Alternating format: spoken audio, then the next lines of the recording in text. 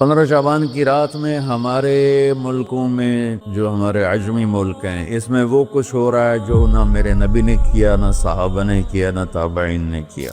عجیب و غریب عبادات گھڑ لی ہیں، عجیب و غریب اس کے اعمال بنا لیے ہیں اپنی طرف سے۔ میرے نبی نے اس رات کی فضیلت بتائی، عمل کوئی نہیں بتایا، اور کچھ علماء نے اس کے رد میں اس کا اتنا انکار کیا ہے کہ اس رات کی کوئی فضیلت ہے ہی نہیں۔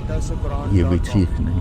اس رات کی فضیلت میں جتنی احادیث ہیں وہ ضعیف ہیں، اور حدیث پاک میں آتا ہے کہ اللہ تعالیٰ اس رات میں ساری دنیا کے لوگوں کی بخشش فرماتا ہے سوائے 5 آدمیوں۔ 5 کے سوا سب اہل ایمان کی بخشش ہو جاتی۔ پہلا مشرک، دوسرا مشاحن۔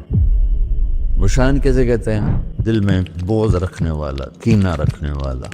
تیسرا مسبل ازارہ، تو اپنی چادر کو لٹکانے والا لیکن بشرط تکبر۔ کتنے ہو گئے؟ عاق لوالدیہ، ماں باپ کا نافرمان۔ نافرمان ایسا کہ دکھ دینے والا۔ 5واں مدمن خمر، مسلسل شراب پینے والا، مستقل جو شراب کا عادی ہو۔ ان 5 کو مؤخر کر دیا جاتا ہے۔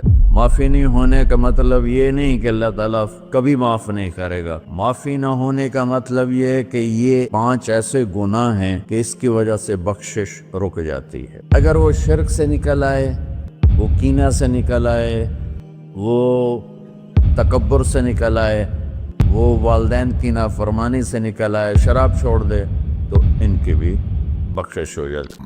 سوشل میڈیا پر سب سے قدیم اور سب سے ریلائبل برانڈ درسقرآن.com